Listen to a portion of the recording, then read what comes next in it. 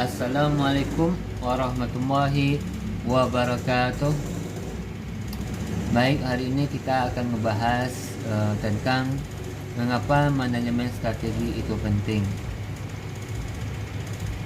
Kalau menurut Anda, apa yang bisa kita petik kesimpulan dari pengertian ini? Menjadikan perusahaan atau organisasi ingin berhasil dari waktu ke waktu di tengah berbagai perubahan yang terjadi.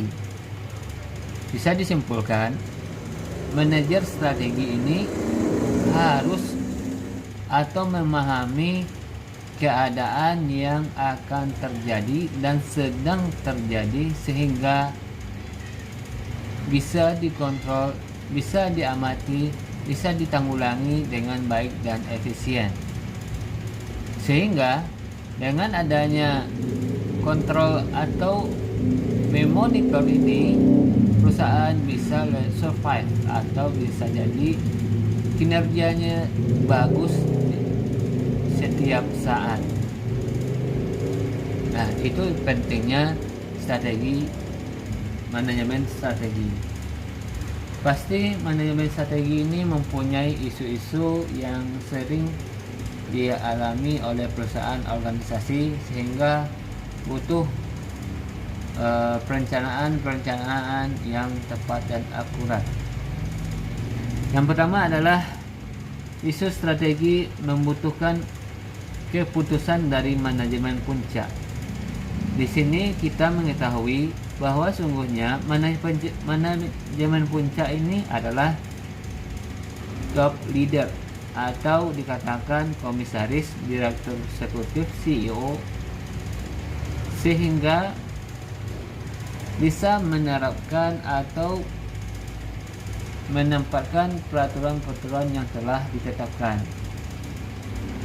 Jadi di sini yang jadi unsur utama adalah leadership-nya atau kepemimpinan yang akan dilaksanakan oleh CEO, komisaris, dan direktur eksekutif atau juga pemegang saham.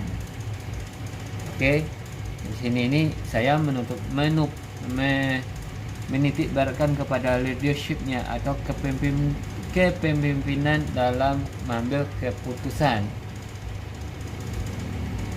Yang kedua, isu strategi membutuhkan SDM dalam jumlah yang besar. Jadi dalam kurung di sini adalah layanan tepat jual. Di dalam merekrutmen SDM atau sumber daya manusia, kita membutuhkan talenta atau tamatan yang kita harapkan bisa sejalan dengan landasan ilmu tamatannya.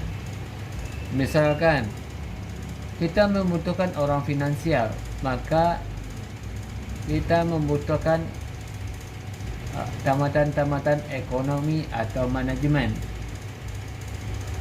sehingga bisa tepat atau layanan itu bisa tercapai atau tersenggara. Jadi di sini kadang-kadang layanan tepat jual atau tidak tumpang tindih dengan masalah SDM.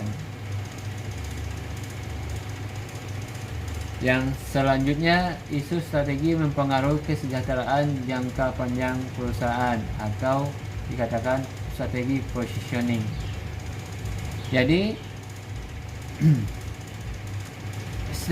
kesejahteraan jangka perusahaan merujuk lagi kepada faktor finansial atau salary atau gaji personal yang di dalam perusahaan atau organisasi. Jadi yang dikatakan positioning di sini adalah bagaimana menciptakan perusahaan ini baik di mata masyarakat atau khalayak ramai dengan kesejahteraannya diukur. Jadi semakin sejahtera suatu perusahaan secara finansial, maka perusahaan pun akan semakin baik dalam menghasilkan produksi atau yang diinginkan. Yang selanjutnya, isu strategi berorientasi kepada masa depan. Oke, di sini kita akan membahas tentang semua aspek dari level atas sampai ke bawah itu mempunyai wewenang atau tanggung jawab atau job desk setiap bagian. Jadi dengan adanya job desk tadi, maka sumber daya ini harus memaksimalkan atau memproaktifkan kinerjanya lebih baik. Jadi kinerjanya lebih baik ini pasti orientasinya atau tujuannya di harapan masa depan. Jadi ada faktor proaktif semua level. Yang keempat, yang kelima, isu strategi mempengaruhi konsensi multifungsional. Isu strategi di sini adalah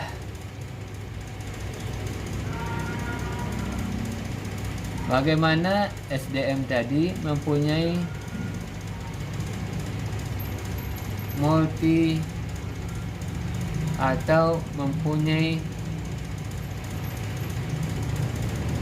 skill yang bisa dipergunakan di setiap elemen atau bagian-bagian perusahaan. Jadi seandainya kita punya SDM yang kurang, maka kita merekrutmen lihat dari skillnya atau pengalamannya sehingga bisa mencapai tujuan yang kita harapkan. Jadi di sini nih saya contohkan kepada perusahaan kecil, pasti semua perusahaan kecil ini rata-rata multifungsional. Jadi bisa kerja ini, kerja itu, atau memahami seluk-beluk suatu perusahaan. Selanjutnya yang keenam adalah isu strategi mengharuskan perusahaan mempertimbangkan lingkungan eksternal atau dikatakan adalah pesaing, pelanggan, dan pemerintah. Jadi di sini adalah bagaimana manajer strategi ini melibatkan atau memonitor secara maksimal pesaingnya bagaimana, apa yang kita harus hadapi, bagaimana solusinya, bagaimana menjadi pemenang di antara lingkungan sekitar atau pasar yang kita tuju, itu menjadi pesaingnya. Sedangkan pelanggan ini memahami serta memberikan dampak yang cukup positif bagi pelanggan, sehingga pelanggan pun tidak pergi ke perusahaan, pelanggan tidak pergi pada produk atau jasa yang ditawarkan oleh perusahaan atau organisasi. Sedangkan pemerintah ini lebih dipengaruhi oleh peraturan-peraturan dan hukum yang dijalani atau yang berlaku di suatu negara atau suatu kabupaten kota. Jadi yang 6 ini adalah dasar-dasar dari isu strategi. Sehingga manajer strategi harus atau paling tidak wajib hukumnya mengetahui ini, karena ini adalah faktor-faktor yang sangat sering dialami oleh perusahaan. Sampai di sini ada ditanyakan, silahkan menggunakan media yang saya rekomendasikan.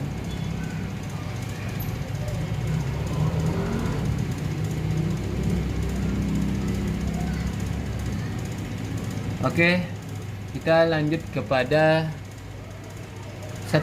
tingkat strategi. Sebelumnya kita telah menyinggung tingkat-tingkat strategi ini adalah yang pertama adalah komisaris, Itu levelnya level korporasi. Tingkat bisnis adalah divisi atau manajemen. Tingkat fungsional adalah staf operasional. Jadi beban tugas ini setiap bagian harus menguasai, paling tidak mempunyai tim sehingga tercapai apa yang diinginkan. Jadi contohnya sekarang kita kembali ke kotak komisaris atau CEO. Jadi orientasinya adalah pada nilai. Nilai di sini kita artikan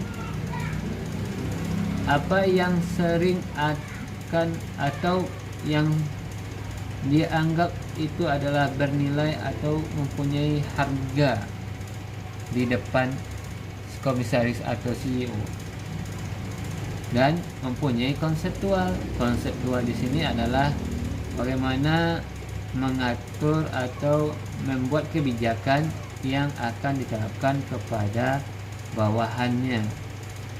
Sedangkan risiko pasti kepada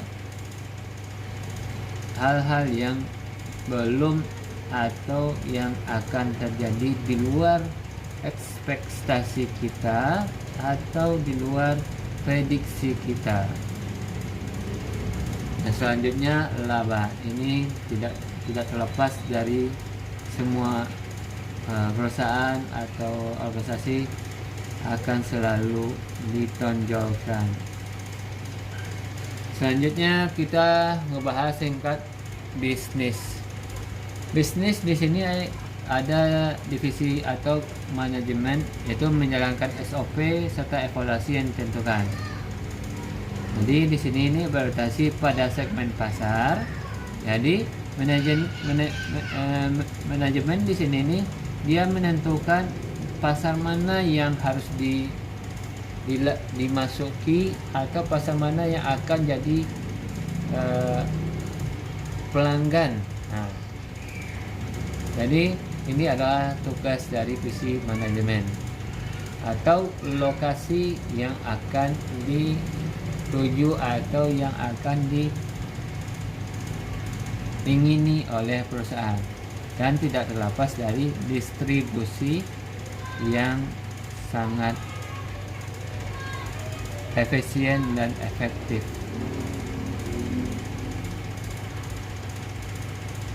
Selanjutnya kita akan ngebahas tingkat fungsional. Staff operational.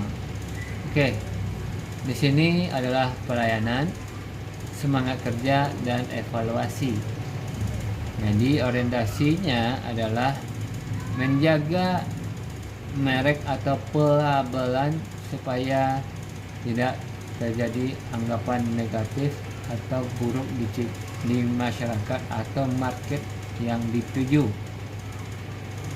Seterusnya R&D atau Research and Development, yaitu mencari dan membangun. Jadi di sini bagian fungsional ini ditambah untuk mensiasati atau hal apa yang diingini oleh marketnya atau pelanggannya, sehingga barang atau produk bisa diterima dengan baik dan berkontribusi mendapatkan laba yang bagus bagi perusahaan.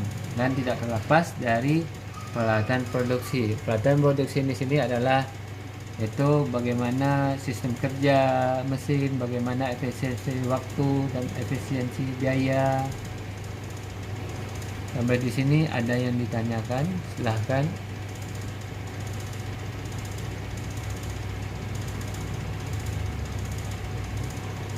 Oke, kita lanjut kepada manfaat manajemen strategi.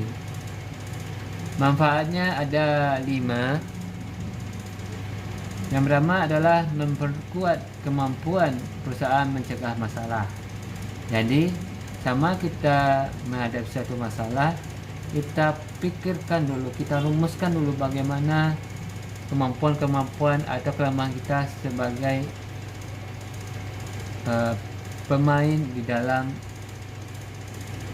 pasar atau pemain dalam organ tersebut. Jadi sehingga dengan adanya perumusan maka bisa mencegah masalah secara minimalisir.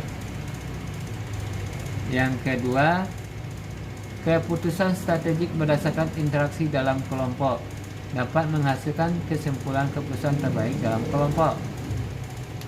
Di sini bisa diartikan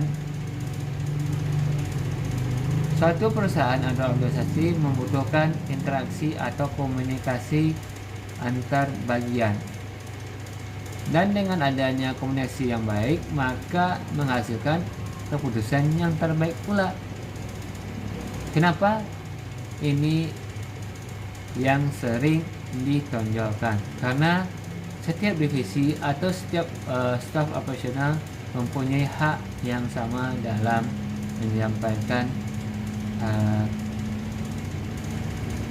keluhan atau menyalurkan aspirasi supaya didengar oleh bagian-bagian inti.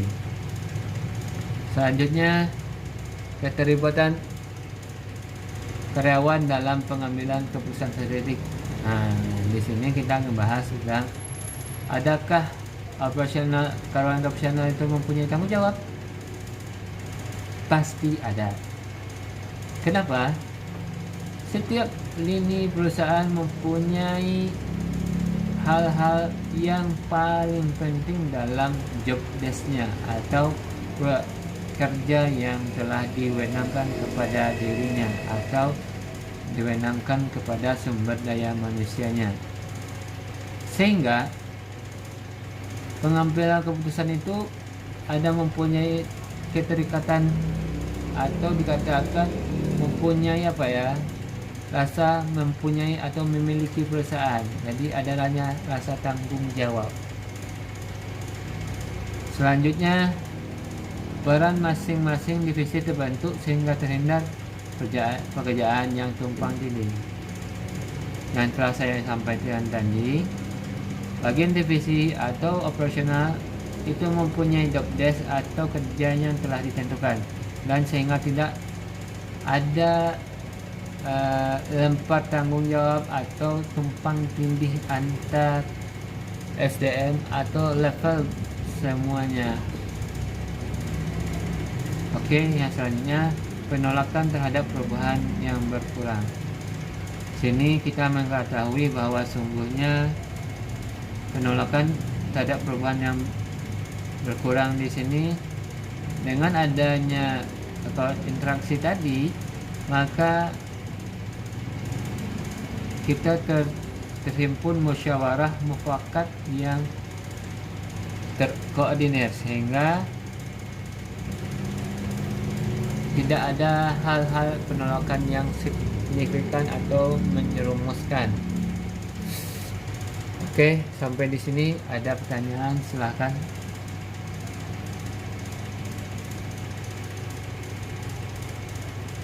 Oke, sampai di sini pertemuan kita hari ini. Makasih atas perhatiannya. Bila taufik hidayah. Assalamualaikum warahmatullahi wabarakatuh.